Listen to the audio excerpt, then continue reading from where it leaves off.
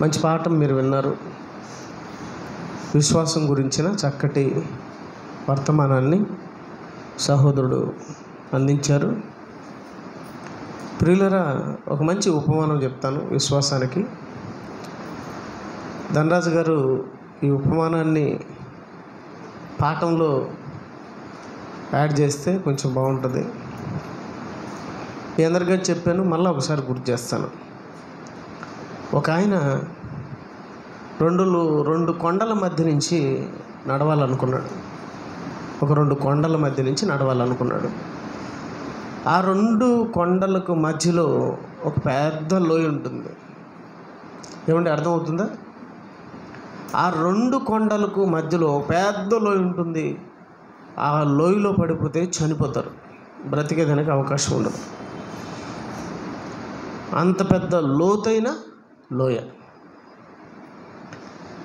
ఆ లోయ పైన పెద్ద 2 కొండలు ఉంటాయి, యువతల. దాని మీద నుంచి ఇంకో కొండ మీదకి తాడు కట్టి కనీసం ఏ సహాయం లేకుండా ఈ కొండ మీద నుంచి ఆ కొండ మీదకి వెళ్ళాలనుకుంటాడు. నా చావుకు నేనే బాధ్యుడిని అని ప్రభుత్వానికి ఒక లెటర్ ఇచ్చి ఎట తిరిగి నేను ఈ కొండ దాటాలి. ఎందుకంటే అలా దాటిన తర్వాత అతను ఏ బుక్లో బుక్ అవుతాడు? గిన్నిస్ బుక్లో అతను బుక్ అవుతాడు. ఆ బుక్లో బుక్ చేసుకోవడం కోసం ఆయన దాని మీద నిలబడాలనుకుంటాడు. అప్పుడు ఒక చిన్న ఉపమానం. దేవుని పిల్లలారా, నడిచేదానికి సిద్ధపడతాడు. అప్పుడు జనాలంతా కూడా చూడడానికి వస్తారు. చాలామంది వస్తారు, తండోపతండాలుగా వస్తారు.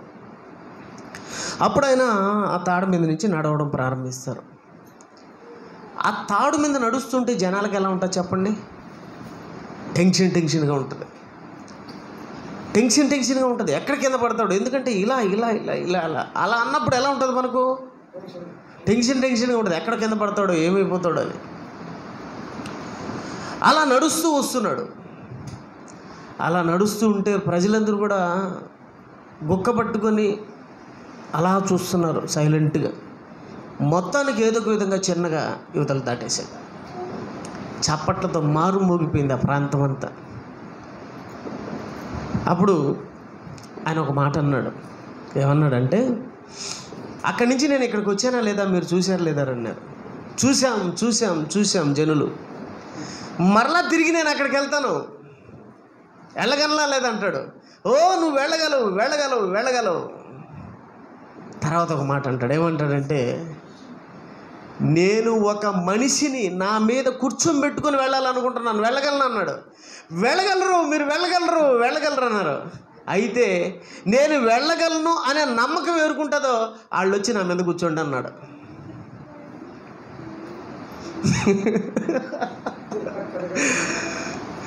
ఎవరు కూర్చుంటారు? మీరు కూడా బాగా విన్నారు ఇప్పుడు. ఏమా సోమతి, ఎవరు కూర్చుంటారు? ఏ ధనరాజు గారు, అతను వచ్చింది చూశారు కదా, తాడు మీద రాగలిగింది చూశారు. తర్వాత తిరిగి మరలా వెళ్ళగలనంటే వెళ్ళగలవు అన్నారు.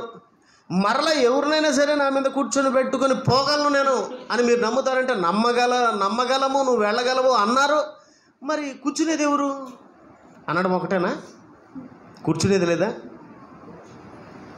ఈరోజు కూడా యేసు ప్రభు భలేవాడు, ఓ సూపర్ డూపర్, ఆయన మమ్మల్ని చనిపోతే పరలోకం తీసుకొని పోగలడు అంటున్నారు. మరి ఆయన మీద ఎక్కేది ఎవరు? పోగలడని ఆయన మీద ఎక్కేది ఎవరు? ఎక్కేవాళ్ళు ఉన్నారా ఇక్కడ? ఎక్కేవాళ్ళు ఉన్నారా? ఎక్కేవాళ్ళు ఉన్నామంటే నేను కొన్ని ప్రశ్నలు అడగాల్సి వస్తుంది.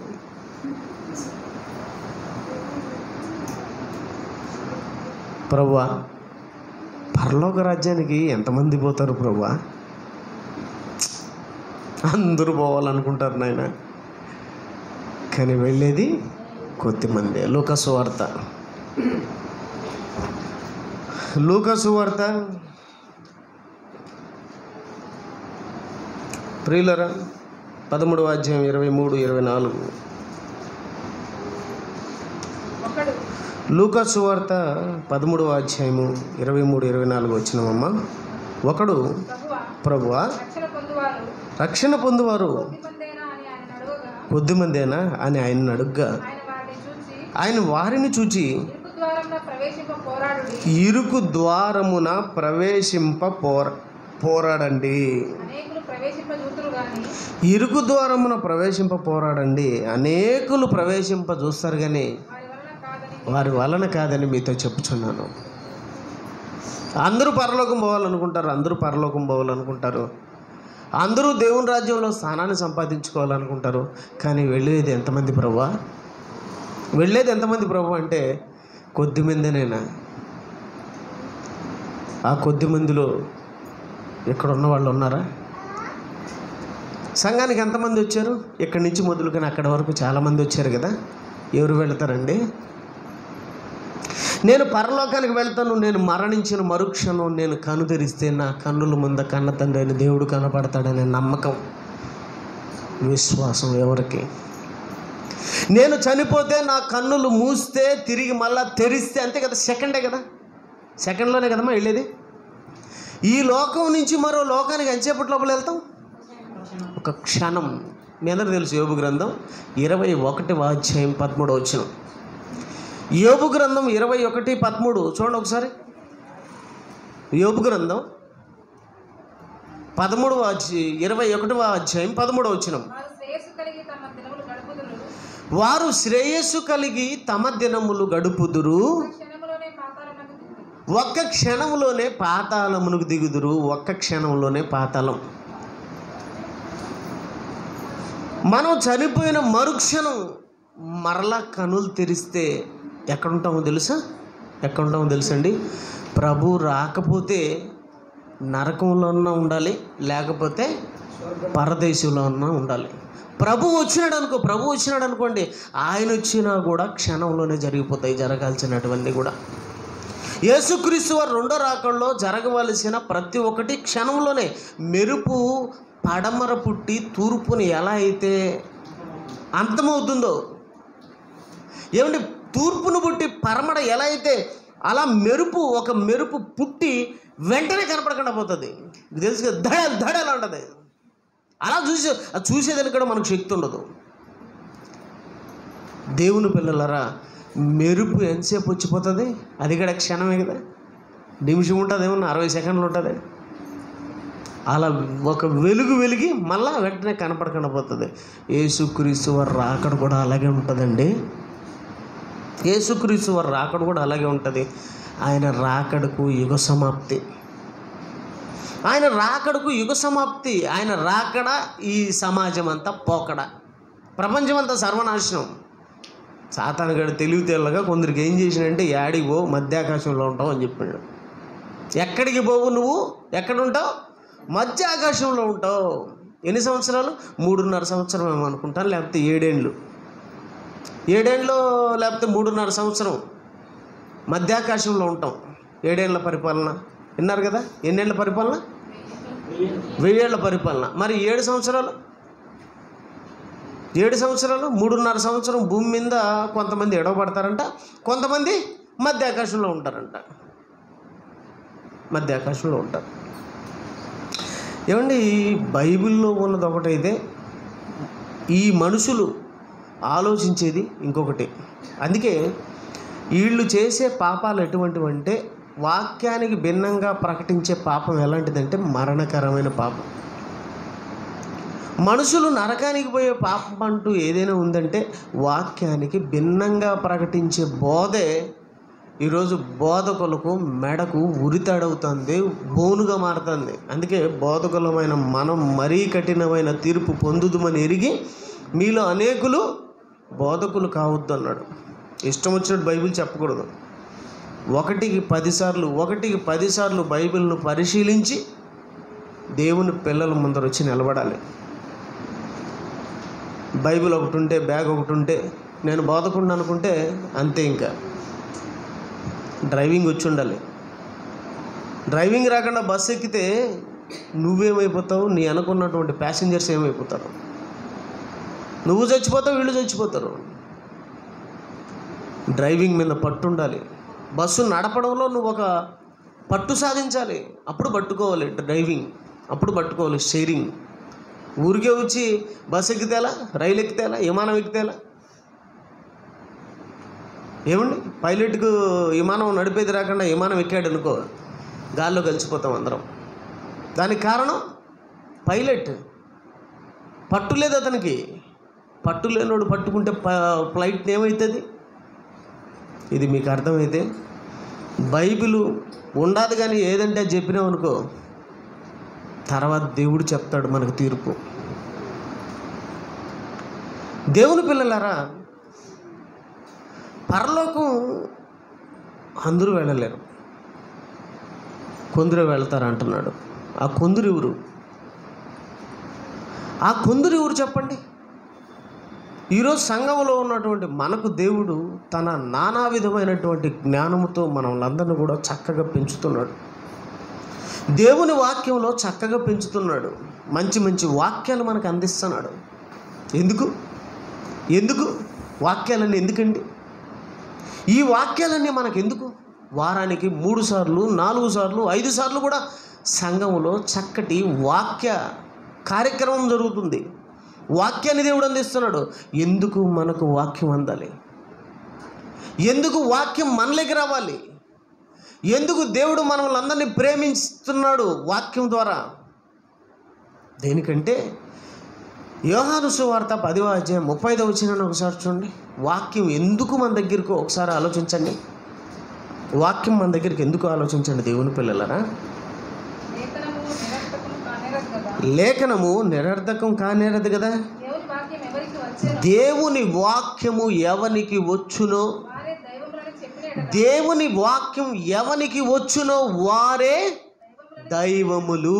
దేవుని వాక్యం ఎవరికి వచ్చునో వారే దైవములు. దేవుని వాక్యం ఎవరికి వచ్చునో వారే దైవములు. అంటే మనములను దేవుడు ఎలా మార్చుకోవాలనుకున్నాడు? దేవునిగా మార్చుకోవాలనుకున్నాడు, దైవంగా మార్చుకోవాలనుకున్నాడు. దైవంగా మార్చుకోవాలనుకున్నాడండి.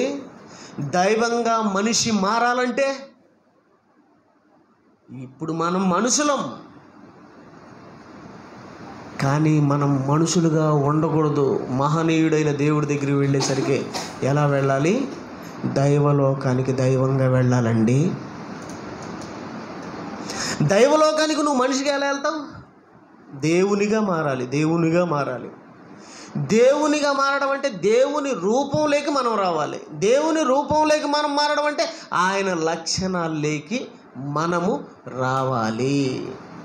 అంటే మన లక్షణాలు ఆయన లక్షణాలు ఎలా ఉండాలి? మ్యాచ్ కావాలి, మ్యాచ్ అవ్వాలి. అప్పుడప్పుడు చాలామంది మ్యాచింగ్ వేస్తూ ఉంటారు, గమనించారు? ఎందుకు మ్యాచింగ్? మ్యాచ్ అవ్వాలి. మ్యాచ్ అవ్వకపోతే బాగుండదు. కొన్ని కణాలు ఉంటాయండి,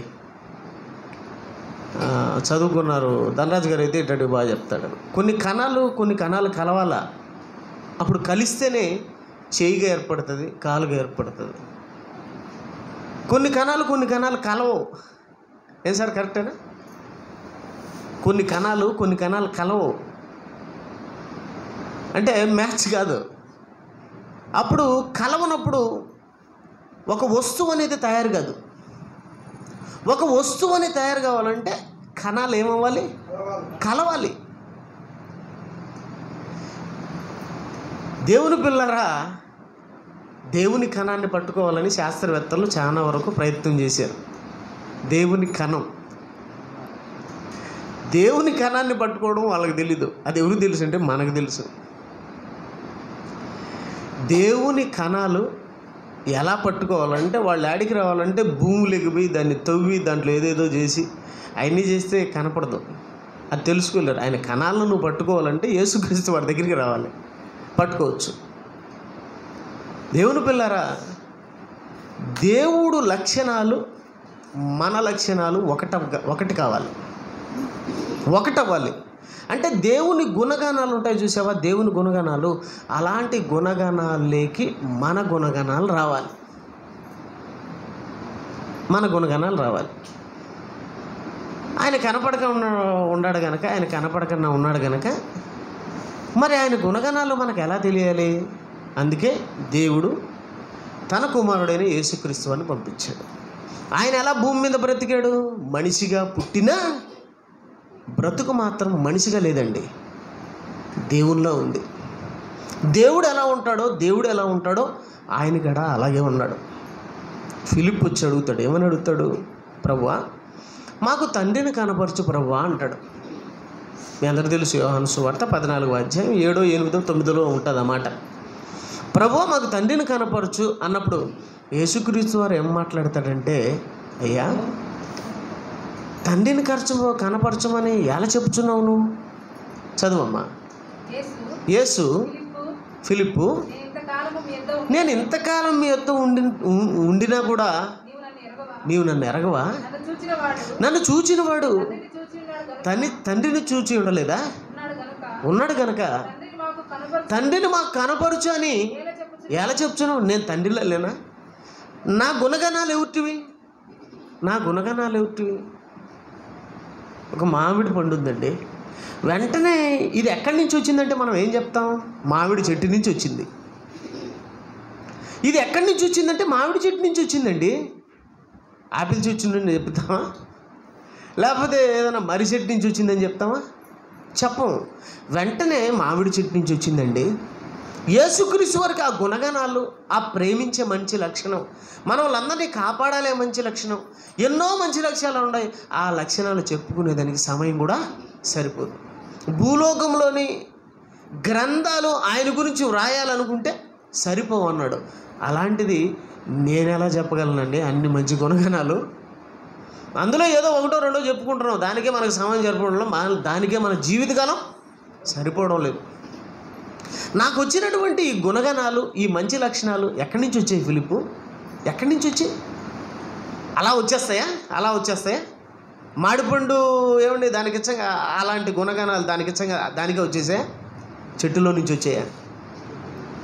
మరి యేసుక్రీస్తు వారికి ఎక్కడి నుంచి వచ్చినాయంటే తండ్రిలో నుంచి వచ్చినాయి. తండ్రి గుణగణాలు ఎవరికి వంటపడ్డాయి? యేసుక్రీస్తు వారికి.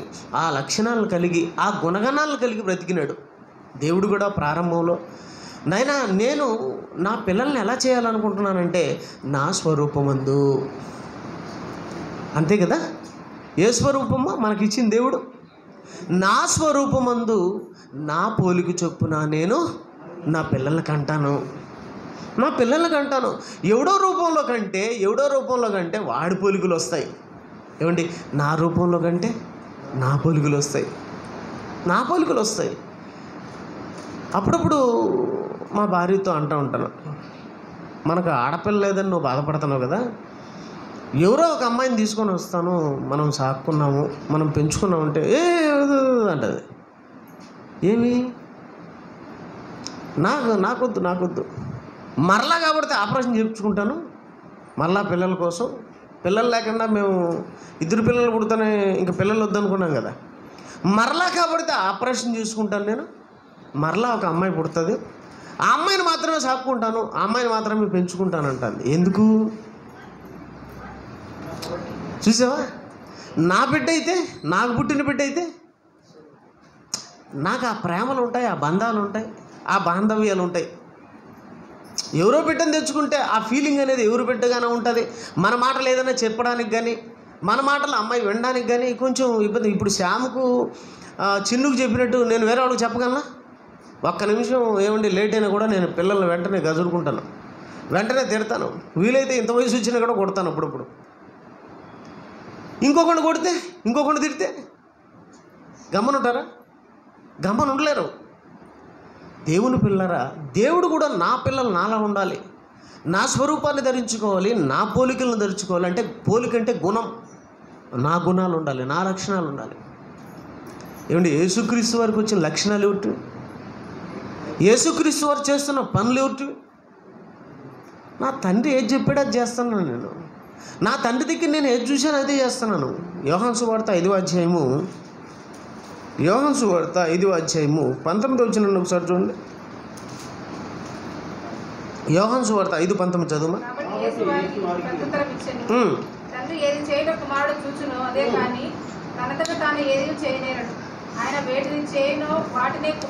అంటే తండ్రి ఏది చేస్తున్నాడు, కుమారుడు కూడా అదే చేస్తున్నాడు. తండ్రి ఏది చేయటం కుమారుడు చూశాడు. దేవుని పిల్లలు యేసుక్రీస్తు వారు కూడా అదే చేస్తున్నాడు. నన్ను చూస్తే మీకు తండ్రి కనపడటం లేదా? నాలో దేవుడు కనపడటం లేదా?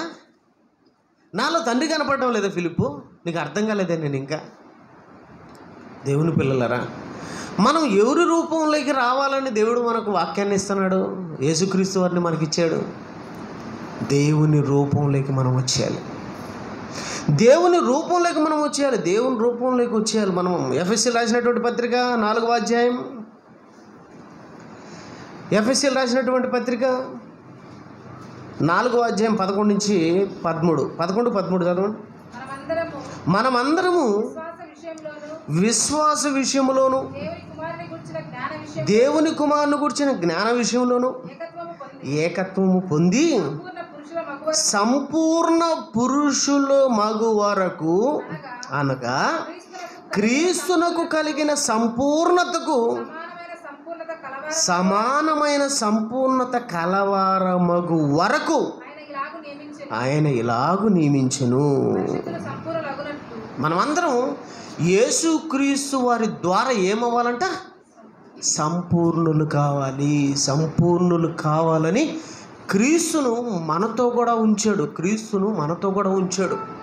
యేసుక్రీస్తు వారు మనతో ఉన్నాడా? యేసుక్రీస్తు వారు మనతో ఉన్నాడా? ఉన్నాడు కదా. సదాకాలం నేను మీతో ఉంటానన్నాడు కదా. ఎలా ఉంటాడు? ఇదిగో వాక్యం. ఈ వాక్యం ఎవరు? ముస్లింలలో మత ఛానల్స్ సోదరులు ఉంటారు. మత పిచ్చి ఎక్కువ వాళ్ళు ఉంటారు కొంతమంది. యేసు సదాకాలం నీతో ఉంటానన్నాడు కదా. ఎక్కడ ఉన్నాడో చూపించు అన్నాడు ఒకడొచ్చి. అంటే ఏదో ఒక విధంగా బైబిల్ను తప్పుపట్టాలి. మా ఖురాన్ గొప్పదని చెప్పుకోవాలి. ఒకరిని తప్పుపట్టి నిన్ను గొప్ప చేసుకోవడం సిగ్గుచేటు కాదంటావా? అది సిగ్గుకరం కాదంటావా? అంటే నువ్వు మంచోడని చెప్పుకోవడానికి ఇంకొకరిని చెడ్డోడుగా చూపించాలనా? నువ్వు మంచోడని చెప్పుకోవడానికి ఇంకొకరిని చెడ్డోడిని చేయాలనా? నేను అడుగుతున్నాను ప్రశ్న, మీరు చెప్పండి అమ్మా. నేను మంచోడిని అనిపించుకోవడానికి ఇంకొకరిని చెడ్డోడిని చేయాలనా? ఈరోజు అలాంటి మత పిచ్చి కలిగినటువంటి వాళ్లకు నేను వేసే ప్రశ్న ఏంటంటే, నీది మంచి గ్రంథము అని చెప్పుకోవడానికి ఇంకొకరిది చెడ్డదని చెప్పుకుంటావా? అది చెడ్డదైతే నీది మంచిది అనుకుంటున్నావా? నీ వాటికి నీకు అలాంటి ఆలోచనలు ఉన్నాయేమో, కానీ బైబిల్కి అలాంటి ఆలోచన లేదు. యేసుక్రీస్తు వారు ఏం చెప్పాడు తెలుసా? సర్వలోకానికి వెళ్ళి సర్వ సృష్టికి బైబిల్లో ఉన్న వాక్యాలను మాత్రమే ప్రకటించిన ఆయన అన్నాడు. మనం బైబిల్ గురించే మాట్లాడుకుంటాం, ఇంకొకరి గురించి మాట్లాడుకోవాల్సిన అవసరం మనకు లేదు. ఎందుకు లేదు? నా ఇంట్లో ఏమన్నా నాకు అయిపోతే అప్పుడప్పుడు కొంతమంది పక్కింటి నూనె తెచ్చుకుంటూ ఉంటారు, కొబ్బరి తెచ్చుకుంటూ ఉంటారు, చింతపండు తెచ్చుకుంటూ ఉంటారు. ఎందుకు తెచ్చుకుంటారంటే వీళ్ళింట్లో లేవు కనుక. కరెక్ట్.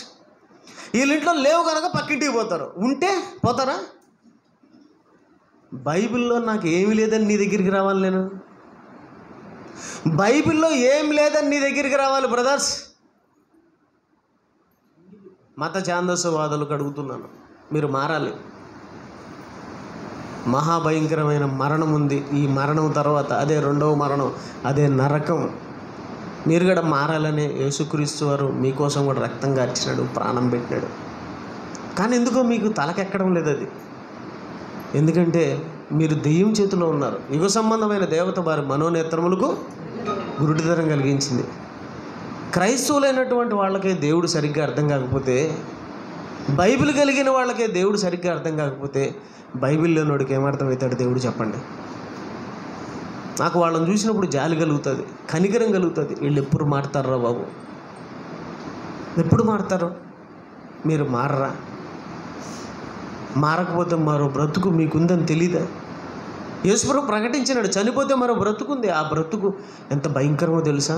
నువ్వు భూమి మీద దేవునిగా మారకపోతే, దేవుని లాంటి పోలికలు నీకు రాకపోతే, దేవుని రూపంలోకి నువ్వు రాకపోతే ఎంత భయంకరమో తెలుసా దేవుని పిల్లలరా? ఇదో సదాకాలం నేను మీతో కూడా ఏ రూపంలో ఉంటాడు? వాక్య రూపంలో ఉంటాడు.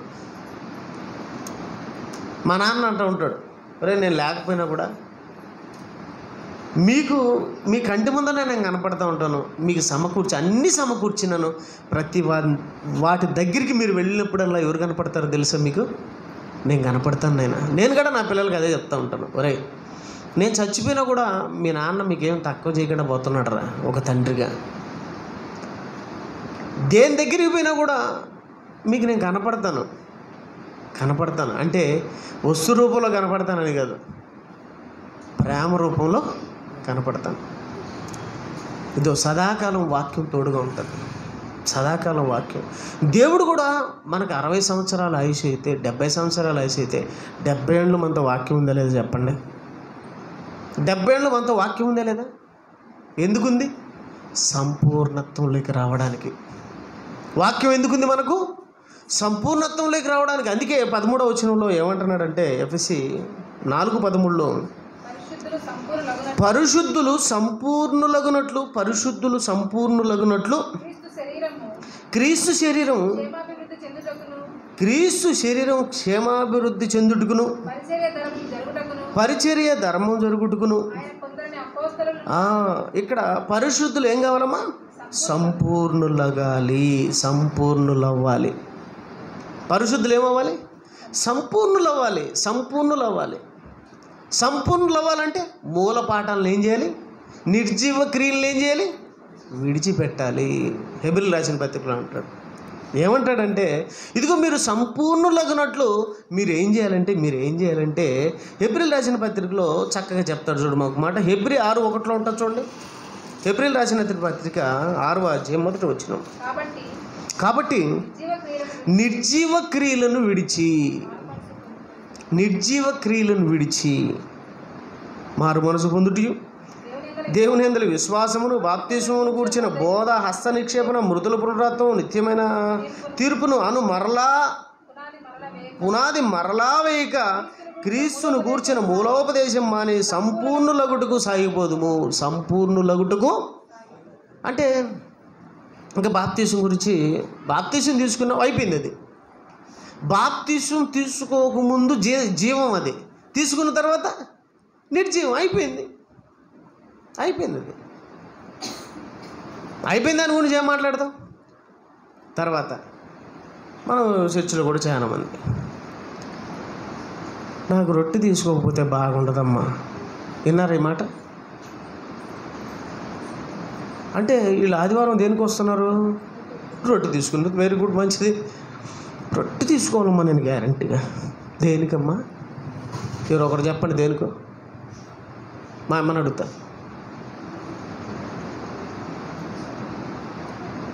శంకరమ్మ ఉండవా? జీవం కలిగి ఉన్నావమ్మా? రొట్టె ఎందుకమ్మా? రొట్టె ఎందుకు తీసుకోవాలి? నువ్వు చెప్పమ్మా. యేసురత్నం అన్న భార్య రొట్టె ఎందుకుమా తీసుకుని? అదే రొట్టె తీసుకుంటున్నారు మీరు, వెరీ గుడ్. ఎందుకుమా? దేనికిమా రొట్టె? రొట్టె ద్రాక్షరసం తీసుకుంటాం దేనికి? యేసురత్నం అన్న దేనికన్నా? దేనికి సార్ మీరు చెప్పండి. రొట్టె ద్రాక్షరసం దేనికో తెలుసా? ఆ రొట్టె ద్రాక్షరసం తీసుకున్న తర్వాత ఇంక అయిపోయింది, తీసుకున్నావు. దాని గురించి ఇంక దాని గురించి ఇంక మాట్లాడేదానికి లేదు. ఇక మాట్లాడాల్సింది ఏంటంటే దాన్ని తీసుకున్న తర్వాత చేయవలసిన పని ఏంటంటే సర్వలోకానికి వెళ్ళి సర్వ సృష్టికి సువార్త ప్రకటించడానికి రొట్టె తీసుకున్నావు. ఇదిగో నేను వచ్చే వరకు నా మరణ సమాధి పునరుత్థానములు మీరేం చేయాలి? ప్రచురించుటిగా మీరు రొట్టె తీసుకుంటున్నారు. రొట్టె తీసుకున్న తర్వాత ఏం చేస్తున్నారు? రొట్టె ఎందుకు తీసుకోవాలో తెలుసా? సంఘాలకు తెలుసా? తెలీదు. మన దగ్గరకు వచ్చి ఉంటారా? ఎండ్రో ఎందుకు? చిన్న చర్చి. ఏమిటిది? చిన్న చర్చి.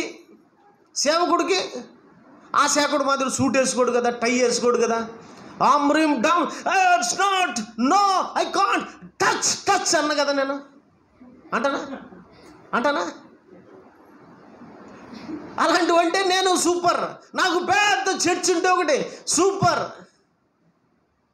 అదే ధనరాజు మధ్యలో I want and not I can't light what అంటే సూపర్ మా సార్ ఏం మాట్లాడుతున్నాడు వాళ్ళకే తెలియదు కనుక భలే మాట్లాడుతున్నాడు. ఓకే సూపర్, నిజమేనా? స్టైల్గా ఉండాలి. ప్రియమైన దేవుని బిడ్డరా, దేవుడు అబ్బా ఏం పాస్ ఏంది ఇటు చెప్తున్నా. నేను మామూలుగా దేవుడు అంట, ఆయన ఏమంటాడు దేవుడు అంటే ఎట్టటోడంటే ఇష్టం. చూసారా ఎవరు వింటారు, ఎవరు వస్తారు? బైబిల్ సూపర్, కరెక్ట్గా చెప్తా నేను. నా తండ్రి ఎలా ఉంటాడంటే నాతో అనుభూతిని నేను మీతో పంచుకోలేనండి. భలే ఉంటుంది నాకు దేవుడితో నా సంబంధం ఎట్టుంటుందంటే, భార్యని భర్త వదిలిపెట్టలేడు, భార్య కూడా భర్తను వదిలిపెట్టలేదు. ఎందుకంటే వాళ్ళ సంబంధం వల్ల పెన వేసుకుపోతుంది. నిజమేనా? ఒకరిని వదిలి ఒకరు ఉండలేరు. అది భార్యాభర్తల బంధం. ఎందుకు ఆ బంధానికి ఎక్కువ ఇంపార్టెంట్ ఇచ్చాడు దేవుడు. వివాహం అన్ని విషయంలో వాళ్ళిద్దరు భలే ఉంటారండి. పెళ్ళైతేనే ఇక నాయన అమ్మను మర్చిపోతుంది అమ్మాయి. నిజమేనా? అమ్మ నాయనలే, మా ఆయన మరి నాయనో పోయిచ్చాను, నాయను యాడికి? మా ఇంటికి పోతున్నాను. ఇంతవరకు నీళ్ళు నిజమా? ఏమ్మా నిజమేనా? మా ఇంటికి పోతున్నాను నాయను. 2 రోజులు ఉండదండి. మా భార్య అయితే వాళ్ళ ఇంటికి పోయిందంటే పొద్దున్న నుంచి సాయంత్రం వరకు మహా అంటే ఉస్సు అని తిరుగుతూ ఉంటుంది. దేనికి? మా ఇంటికి పోవాలి, మా ఆయనకి అడిగి పోవాలి. వాళ్ళమ్మ వాళ్ళందరూ కూడా ఏమంటారంటే, ఏంటమ్మా అందరూ వచ్చి చూడు ఎన్ని రోజులు ఉంటారు, నువ్వు ఉండవే. బంధం అంటాడుది, ఆ బంధం అంటాడుది. ఎందుకు ఈ మాటలు చెప్తానంటే, నాకు దేవునికి ఉండే బంధం కూడా అలాంటిదండి. ఎక్కువ నేను దేవునితో పెనవేసుకుపోవాలనుకుంటాను. ఎప్పుడు దేవునితో ఉండాలనుకుంటున్నాను. ఆయన మనసు ఎలాంటిదంటే, ఆయన ఎలాంటివాడంటే చెప్పడానికి కూడా నా నోరు సరిపోదండి. అంత మంచివాడండి, అంత ప్రేమ కలిగినోడండి దేవుడు. ఎక్సలెంట్ అండి. ఆయనతో మన బంధాన్ని పెనవేసుకోవాలి, సంపూర్ణులుగా మారాలి. ఇవన్నీ వదిలిపెట్టాలి. బాప్తిసం తర్వాత ఏం చేయాలి? పెళ్ళి అయిపోయిన తర్వాత ఏం చేయాలమ్మా? పెళ్ళి అయిపోయినాక పెళ్ళి అయిపోతుంది, పెళ్ళి జరిగింది. పెళ్ళి అయిపోయిన తర్వాత ఏం చేయాలి? సంసారం చూసుకోవాలి. ఇంట్లో అత్తమామలు, ఇండ్లు, వాకిలి, ఇంకా బాధ్యతలోకి వెళ్ళిపోవాలి. నాకు పెళ్ళయింది అంటా ఉన్నింది అనుకో, మొగుడు పెళ్ళి చేస్తాడు కట్టి తీసుకొని. అర్థమైందే? ఇప్పుడైతే చూడండి, సెకండ్ పెళ్ళి అండి. ఉద్యోగం వచ్చిన తర్వాత ఏం చేయాలి? నాకు ఉద్యోగం వచ్చింది, నాకు సంకలు కొట్టుకుంటుంటే ఆడేం చేస్తాడు? ఉద్యోగంలో పెడితే తీసేస్తాడా?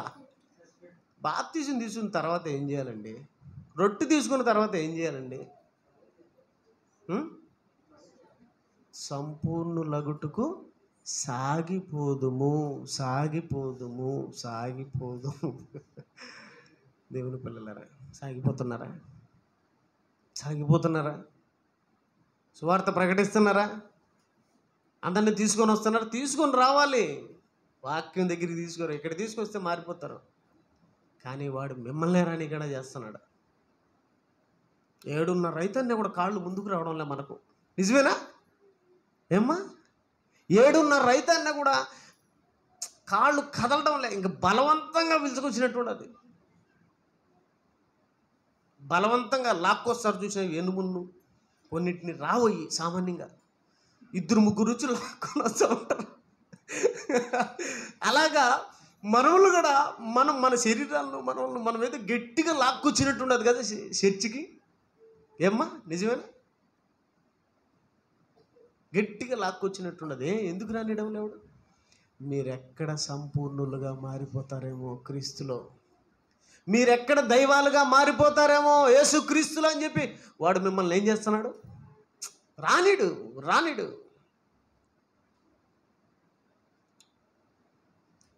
రావాలి. తీసుకొని రావాలి. వాళ్ళని కూడా వాక్యంలో పెంచాలి. ముంచిన తర్వాత ఏం చేయాలి? పెంచాలి. ముంచుతానే అయిపోతుందా? నేను మీ అందరిని ముంచిన ఏమండి, తర్వాత ఏం చేసిన? ముంచడం అంటే బాప్తీసం ఇచ్చినాను, తర్వాత ఏం చేస్తున్నాను? అందరి మాదిరి ముంచుతున్నానా? వాక్యంలో పెంచుతున్నాను. వాక్యంలో సంపూర్ణులు కావాలి, సంపూర్ణులు కావాలి. దేవుని పిల్లరా, మనం అందరం కూడా దేవునిలో సర్వ పరిపూర్ణతలోకి వెళ్ళాలి. ఎవరిలో అంటే ప్రభు అయిన యేసుక్రీస్తు వారిల. కొలసీలు రాసిన పత్రిక 2వ అధ్యాయం 9వ వచనం, ఏలైనగా దేవత్వం యొక్క సర్వ పరిపూర్ణత శరీరముగా క్రీస్తునందు నివసించుచున్నది. యేసుక్రీస్తు వారు ఏమైపోయారు? సర్వ పరిపూర్ణతలోకి వెళ్ళిపోతున్నాడు. చివరికి వచ్చేతలకే పరిపూర్ణం. తండ్రి, నీవు నాకు ఇచ్చిన పనిని సంపూర్ణముగా నేను నెరవేర్చాను అంటే ఏమైపోయినాడు? సంపూర్ణం, పరిపూర్ణం. యేసుక్రీస్తు వారు తానికి ఇచ్చినటువంటి శరీరాన్ని సంపూర్ణముగా దేవుని కొరకు మార్చుకున్నాడు, మలచుకున్నాడు. మనం మలుచుకుంటున్నామా? బాప్తీసం తర్వాత, రొట్టె తర్వాత సంపూర్ణులుగా మారడానికి యేసుక్రీస్తు వారిని గమనించండి. ఎన్ని కష్టాలు వచ్చినా, ఎన్ని బాధలు వచ్చినా, ఏమొచ్చినా నిలబడ్డాడు. సంపూర్ణుడిగా నేను మారాలి, నా తండ్రి కోసం మారాలి. నేను నా తండ్రి పోలికల్లోకి వస్తేనే, నా తండ్రి స్వరూపంలోకి వస్తేనే నేను మళ్ళా వెళ్ళగలను, నేను మళ్ళీ అక్కడికి వెళ్ళగలను. అక్కడికి వెళ్ళాలంటే నా తండ్రిలా నేను మారాలి, నా తండ్రిలా నేను దేవుడిగా మారాలి, దేవుని రూపంలోకి రావాలి. ఆయన దేవుని రూపంలోకి రావాలి, మనకు యేసుక్రీస్తు వారి రూపంలోకి రావాలి. అందుకే క్రీస్తు స్వరూపం మీ యందు ఏర్పడు వరకు నాకు ప్రసవ వేదన కలుగుచున్నది. క్రీస్తు స్వరూపం మీ యందు ఏర్పడే వరకు నాకు ప్రసవ వేదన. మరలా క్రీస్తు స్వరూపం మీకు రావాలి. పోగొట్టుకుంటే మరలా రాబట్టుకునేదాన్ని కష్టపడాలండి. అప్పుడండి దేవుడు మనల్ని ఇష్టపడతాడు. కష్టపడాలి. ఇబ్బందులు వచ్చినాయా? నిలబడాలి. యేసుప్రభు నిలబడలేదా? ఆయనకంటే మనకు ఎక్కువ ఇబ్బందులు వచ్చినాయా? ఆయనకంటే ఎక్కువ కష్టాలు వచ్చినాయా? చంపేశారు కదండి, ఆయన చంపేశారు. ఆయన పోలికల్లోకి మేము కూడా రావాలని చెప్పి చచ్చిపోయారండి. యాకోబు ఎందుకు చచ్చిపోయాడు? యాకోబు ఎందుకు చచ్చిపోయాడు? దేనికి చచ్చిపోయాడు? పేతురు, పౌలు వీళ్ళందరూ కూడా ప్రాణాలు వదిలిపెట్టారు. ఎవరిని చూసి వదిలిపెట్టారు? యేసుక్రీస్తు వారిని చూశారు. మేము కూడా ఇలా జరిగితే, మేము ఇలా మారితేనే, మా బ్రతుకులు ఇలా మారితేనే మేము కూడా బ్రతుకుతాం శాశ్వత కాలం పరలోకంలో అని ఈ బ్రతుకును దేవుని కొరకు ఇచ్చేశారండి. నిజంగా అండి. ఎందుకండి ప్రకృతిని చూసినప్పుడల్లా నాకు భలే సంతోషం వేస్తుంది. అంటే క్రీస్తు దాంట్లో కనపడుతూ ఉంటాడు. యేసుక్రీస్తు వారు మీ అందరూ తెలుసు. ఆయన శరీరధారి ఉన్న దినముల్లో మహారోదన, కన్నీళ్ళు, ఏమండి, తన్ను రక్షింపగలవానికి ప్రార్థనలు, యాచనలు సమర్పించి భయము భక్తి కలిగి ఉన్నందున ఆయన అంగీకరింపబడును. పాపము లేని మహానుభావుడు యేసుక్రీస్తు వారు. పాపం లేదు ఆయనలో, ఏ పాపం లేదు. పాపము లేని ఆయన ముందర భయము భక్తి కలిగి బ్రతుకుతుంటే పాపాత్ములు మనకెంత ఉండాలండి? భయం. మనకెంత భయం ఉండాలి చెప్పండి? భయం ఉందా? పరలోకానికి కొద్దిమందే పోతారు అంటున్నాడు. ఎందుకంటున్నాడు తెలుసా? భయము భక్తి లేదు. ఈ ప్రపంచం గురించి నేను మాట్లాడుతున్నాను. టోటల్ ప్రపంచవ్యాప్తంగా ఎవడుకుందండి భయం? దేవుని వాక్యం జరుగుతుందని కూడా రారు. దేవుని వాక్యం వినపడుతుందని చెప్పి వాట్సాప్లలో అందరికీ నేను మెసేజ్ పెడతాను. ఎంతోమందికి మెసేజ్ పెడితే అందులో కొందరే స్పందిస్తారు. మీరే, నేను మిగతా వాళ్ళు ఎందుకు స్పందించరు? లెక్కలేంతనం, భయంలేంతనం. ఇంట్లో ఉండిగడ రారు. పనిలో ఉంటే కాదు, ఇంట్లో ఉండిగడ రారు. ఏమవుతారు వీళ్ళు? అందరూ పోతారా? రొట్టె తీసుకున్నంత మాత్రాన, ద్రాక్షారసం తీసుకున్నంత మాత్రాన పోతారు అనుకుంటున్నారా? బాప్తీసం తీసుకున్నంత మాత్రాన పోతారు అనుకుంటున్నారా? ఉద్యోగం వచ్చిన తర్వాత పని చేయాలి, పెళ్ళైన తర్వాత సంసారం చేయాలి. ఊరికే సంసారి కాదండి, ఊరికే ఉద్యోగం కాదండి, పని చేయాలి. యేసుక్రీస్తు వారు శరీరధారిగా ఉన్నప్పుడు మహారోదన, ఎన్ని కష్టాలు, ఎన్ని బాధలు అనుభవించాడు. పడిపోలేదే. ఎందుకండి చెప్తున్నాను కదా, ఒక మామిడి చెట్టు ప్రకృతి గురించి చెప్పాలని నాకు చాలా ఇష్టం అండి. భలే ఉంటుందండి. దాని గురించి దాంట్లో ఉన్నటువంటి పాఠాలు అద్భుతం. మామిడి చెట్టు, మామిడికాయలు కాలం కదా, అయిపోవస్తూ ఉంది. మామిడి పండ్లు ఉంటాయి, మామిడి చెట్టు కాయ ఉంటుంది, చిన్న కాయ నుంచి పండుకాయ వరకు వస్తుంది. దేవుని పిల్లరా, ఆ కాయ ఆ చెట్టుకు నిలబడాలంటే ఏం చేయాలి? ఆ చెట్టుకు ఉండాలంటే కాయ ఏం చేయాలి? చెట్టును గట్టిగా పట్టుకోవాలి, చెట్టును గట్టిగా పట్టుకోవాలి. ఏమండి, గాలి రాదా? ఉరుములు, గాలులు ఎన్నో వస్తాయి, ఓని చెట్టు అంతా ఊగిపోతూ ఉంటుంది. కాయలన్నీ ఆ పక్కకి ఈ పక్కకి, ఈ పక్కకి ఆ పక్కకి ఊగుతూ ఉంటాయి. చాలా కాయలు రాలిపోతూ ఉంటాయి, కానీ కొన్ని కాయలు మాత్రం రాలవు. రాలవు, గట్టిగా అట్లా ఉంటాయి. అంటే గాలి వచ్చినా, ఉరుము వచ్చినా, ఎన్ని వచ్చినా ఏం చేస్తాయి? గట్టిగా గట్టిగా ఉంటాయి. ఊడిపోవు, ఊడిపోవు, ఊడిపోవు. ఎందుకు? ఊడిపోతే, రాలిపోతే నన్ను ఎవరు పట్టించుకోరు. అంతేనా? రాలిపోయిన కాయని ఎవడన్నా కొనుక్కుంటాడా? రాలిపోయిన కాయ మన నోటికి అందుతుందా? ఏ మట్టిలోనే పడిపోతుంది, మట్టి అయిపోతుంది. పడ్డానికి ఏమైపోతుంది? పగిలిపోతుంది. ఎవడు పట్టించుకోడు, దాన్ని దిబ్బలో పడేస్తాడు, చెత్తలో పడేస్తాడు, డస్ట్బిన్లో పడేస్తాడు. నా లక్ష్యం ఏంటి?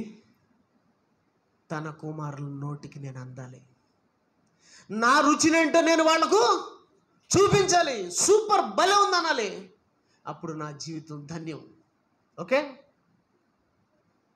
పండు మన నోటికి రావాలి, అప్పుడు మనం సూపర్ భలే ఉందంటే ఆ పండుగ ఆనందం.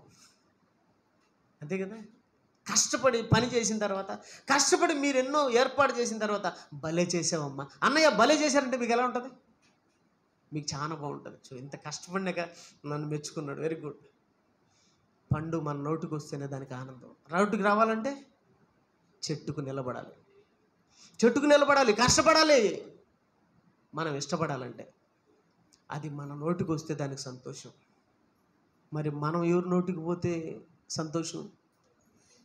పండు మన నోటికి వస్తే ఆనందం, మనం ఎవరి నోటికి పోతే ఆనందం అని అంటే ప్రభు నోటికండి.